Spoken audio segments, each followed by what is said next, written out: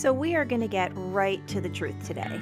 The summer has come to the Sachs home. And when the summer has come to the Sachs home, very, very little work gets done. Just very little. These children are home. I steal moments to get what I absolutely need to get done.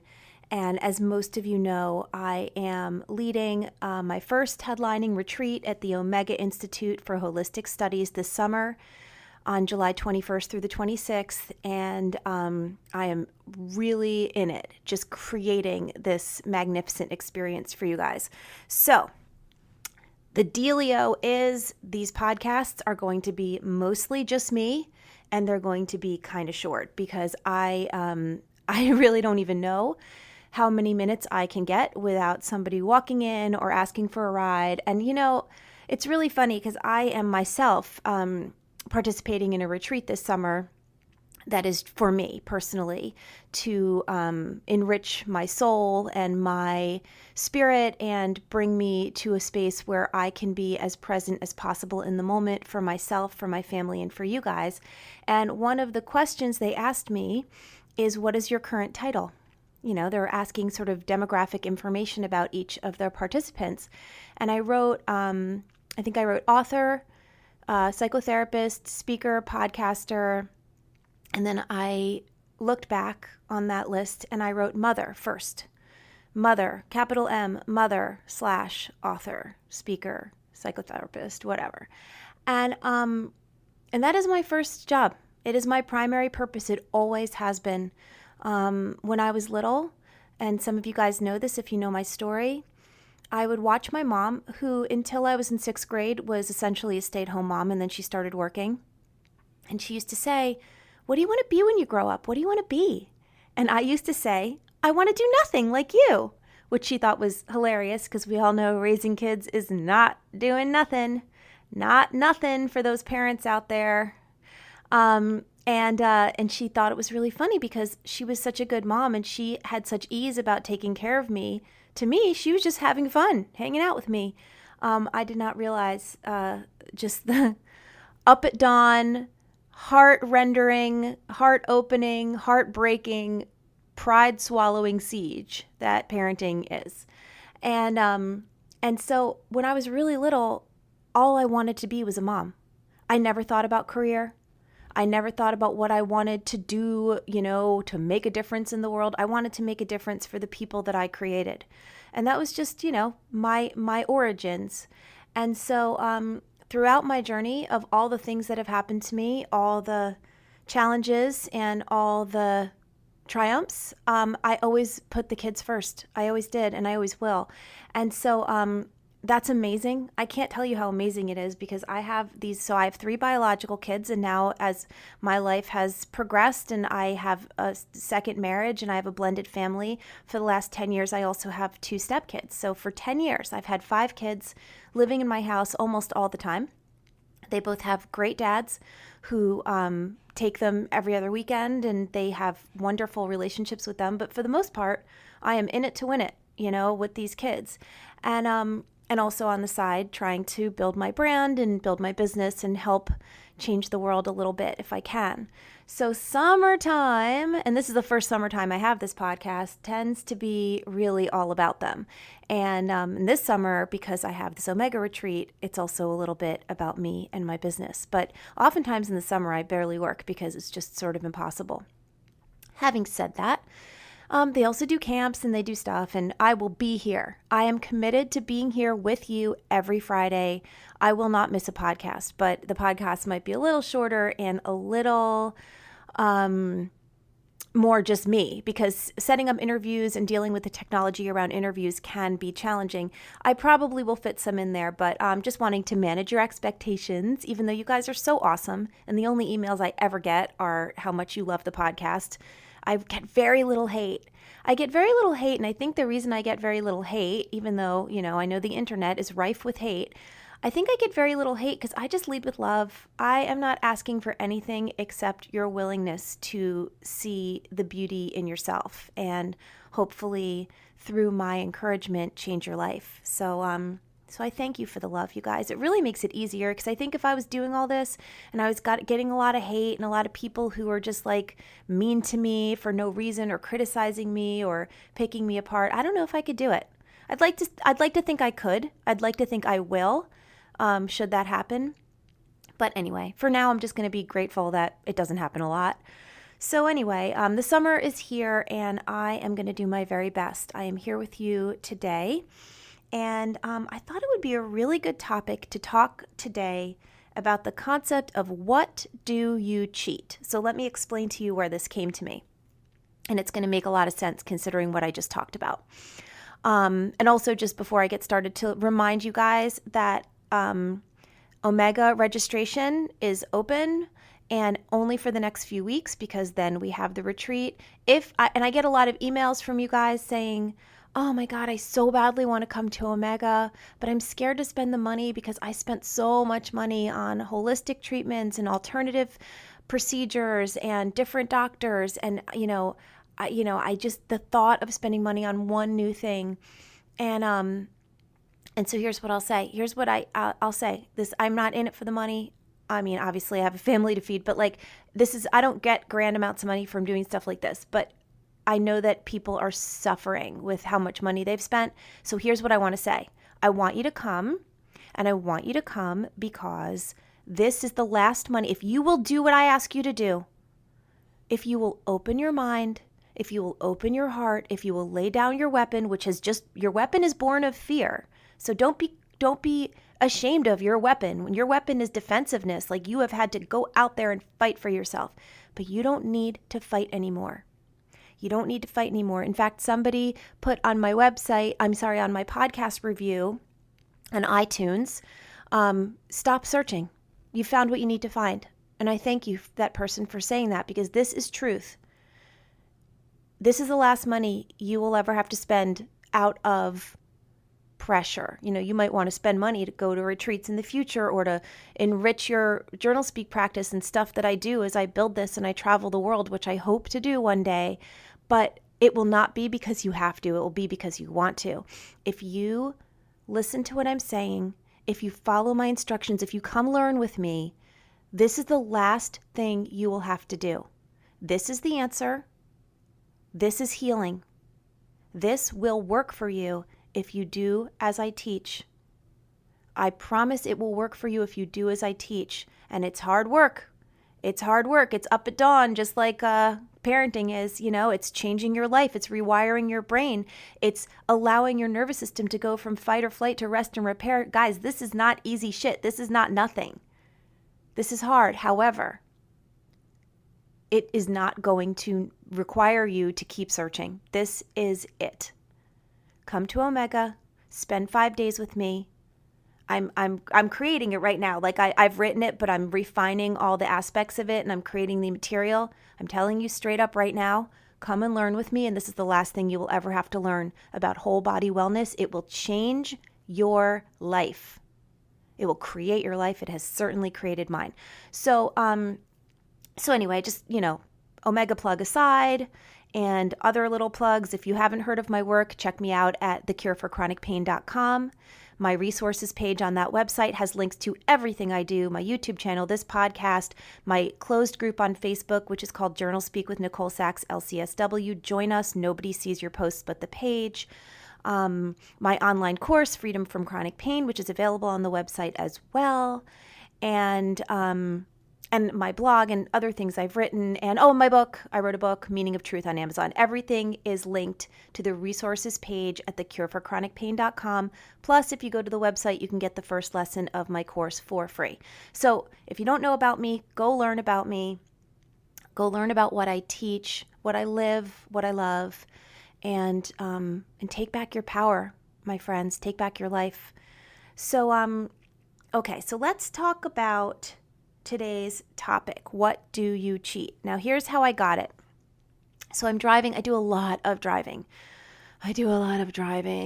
Sometimes I love it. Sometimes because I'm so busy all the time, just being in my car by myself, being able to listen to a podcast, that can be really great. I love listening to podcasts. I'm podcast addicted.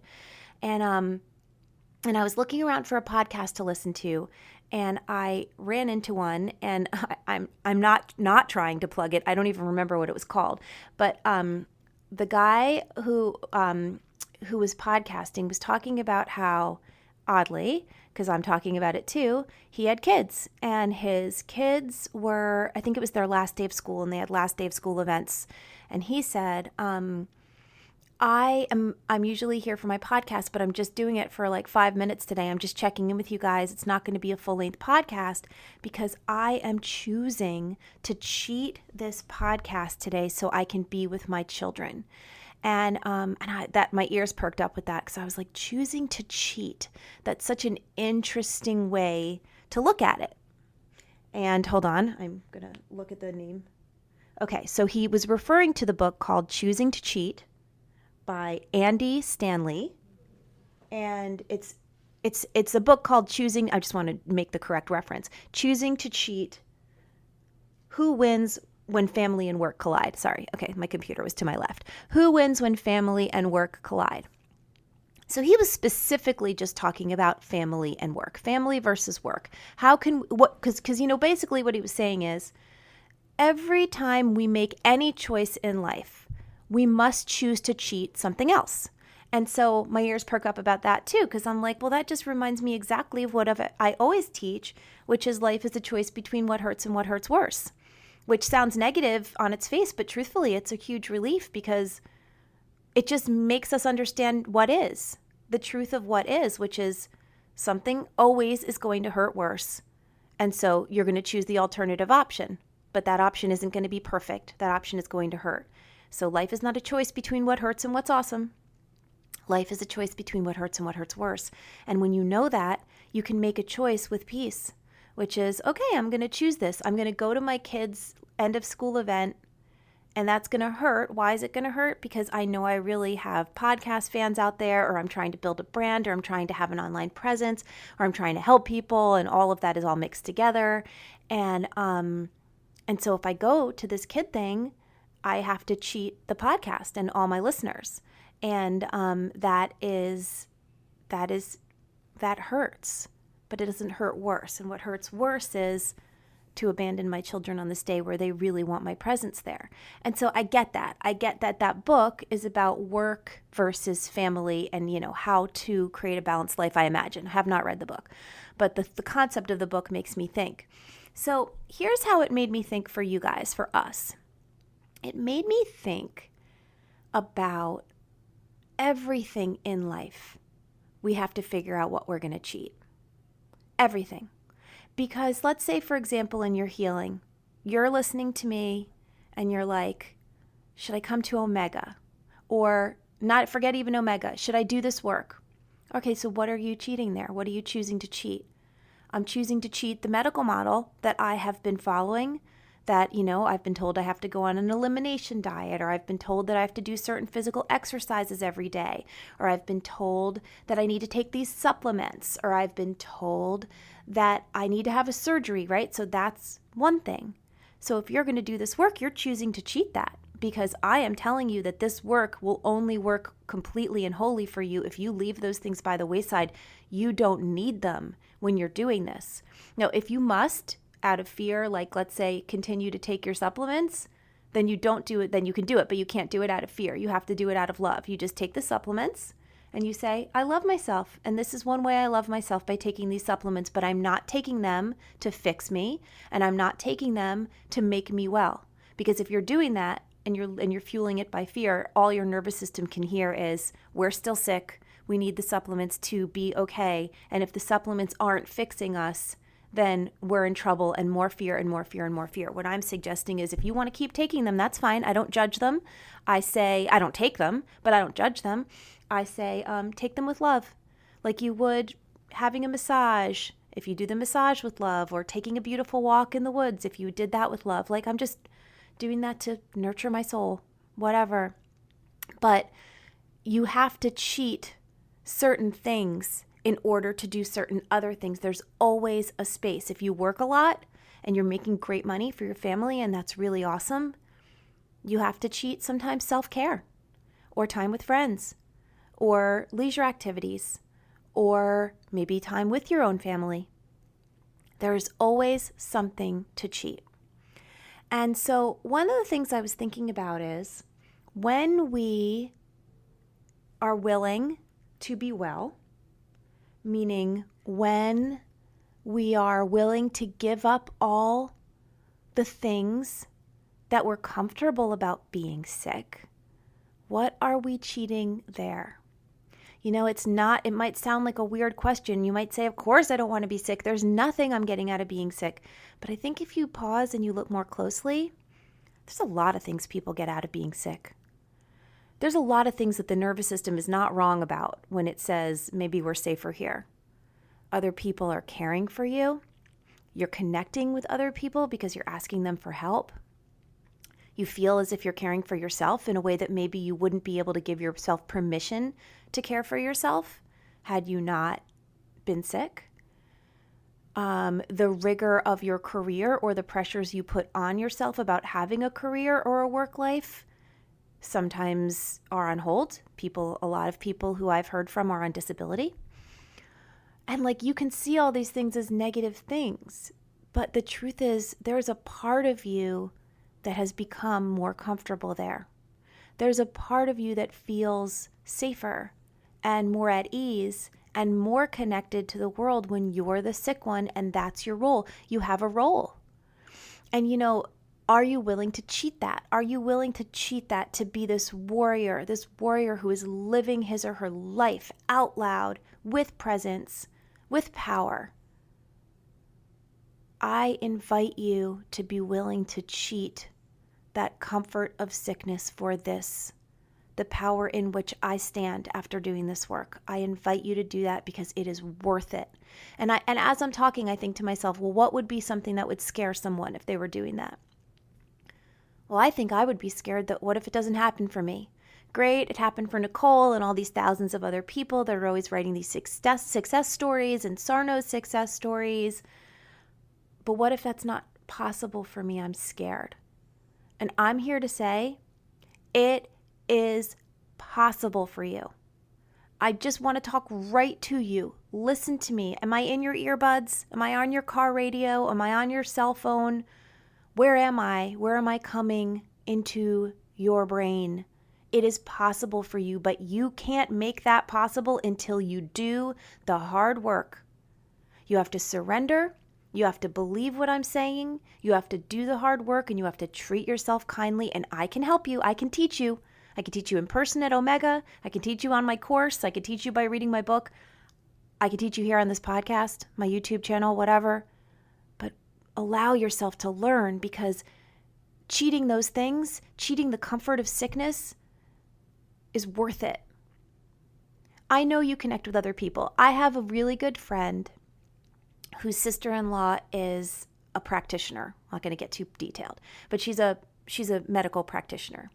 And I know that every time my friend is ill and she's connecting with her sister-in-law, who she loves, she feels good about it. Like when she comes back, she says, oh, she was so great. She gave me so much of her time. She was so helpful. And I think to myself, you can still connect with your sister-in-law even if you're not sick.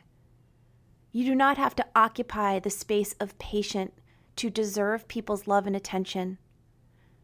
Challenge that very natural assertion that your nervous system is making, that you are safer being sick, that you're more connected to people being sick, that your role is more solid if you're sick because you know who you are. I look at celebrities also, and I'm not going to mention more celebrities' names because it doesn't matter. I'm not looking to save the world. If they're interested, they can find me. But there are ones over the years that I've followed because they're very public about their chronic pain. And one specifically is driving me crazy because all she does is post more and more stuff with her with the IV in her arm and hospitalized. And I guess, I know she can be well. I'm 100% sure she could be well. But the point of the matter is, if you create an identity as a person who is sick, sometimes it just becomes easier to make peace with that identity than to think about the uncertainty of being different, of being everything you've ever dreamed. I'm going to terribly hack this and misquote it, but I think that there's an Eleanor Roosevelt quote out there, and you guys will all write me and be like, this is the one, that says, what would you do if you couldn't fail? Or, the thing we fear most is our light, not our darkness, or blah, blah, blah. I'm terrible at quoting things. Sorry. But it's true. Guys, it's true. The reason we don't try things is we think, oh, it's not going to work for me. And it will, but you have to work it. It will work if you work it. And listen, it's not possible to work anything completely by yourself, because the human being that you are will hit a wall. So okay, there's support out there. I have an online community that is amazing and supports each other. There are retreats, there are people, there are practitioners to work with, there are TMS therapists, more and more around the country. You don't have to do this alone. My dream one day is for there to be a worldwide, and I don't know what we would call it, sort of similar to 12-step programs, but a free resource for people who to get together and to share and to have a structure around healing from this stuff, because this is everything. This work is everything. This work is not just about pain. This work is about the cataclysmic problem of depression and anxiety in this world, panic, fear, physical manifestations of those things, just general unease about life, general whatever keeps us from our power. This work that I'm talking about, that I teach, changes everything about that for you. So yeah, you do have to cheat something, though. You have to choose to cheat something. And so what are you willing to cheat? I think it has to be a conscious challenge that you present to yourself and say, am I willing to not be the sick one? Am I willing to fight that fear that I am not going to be able to do this like everybody else? Of course you're scared of that. And I apologize for using the word fight that fear, or the phrase. I'm going to redact that, and I'm going to come back with this. Are you willing to love that fear? I was listening to an interview yesterday. Okay, now I'm going to also struggle to quote where I found that. Elizabeth Gilbert. It was Elizabeth Gilbert, and she was talking about the way she looks at fear. And she said that, and I think it's so brilliant. I think she's amazing. And I think it's so brilliant the way she describes it. But what she said is that we live in a society where everyone's like, and I say this a lot too, because everything true is the same, where everybody's like, fight your fear, man up, overcome. And she's like, that doesn't work for me. She said, that doesn't work for me, because every time I try to fight against my fear, I just get more scared and it gets bigger, which of course, right? What are we always talking about? What you resist persists, right? So I totally agree with her on that. And she said, I have learned to speak to fear in a loving voice, almost a maternal voice, which once again is what I teach you guys too, which is, it's okay, honey. It's okay, love. It's okay. Nobody's banishing you. You get to come with us. Get in the car. You get to come with us. We got a seat right for you. You're part of the family. Come with us. Buckle your seatbelt. Nobody is telling you to go away. You can be with us through this whole ride. But here's the thing. You can't drive. You can't choose the route. You can't pick the snacks. But you can come. And then fear's job is to scream hysterically in the back seat the whole time. And your job is to say, I hear you, honey. I know. We are so scared. We're going anyway, though. We're going anyway. Because when we get there, you're not going to believe how beautiful it is. And you guys, even though life is a journey, not a destination, which I fully subscribe to, there still is a getting there, in a sense. I'm there.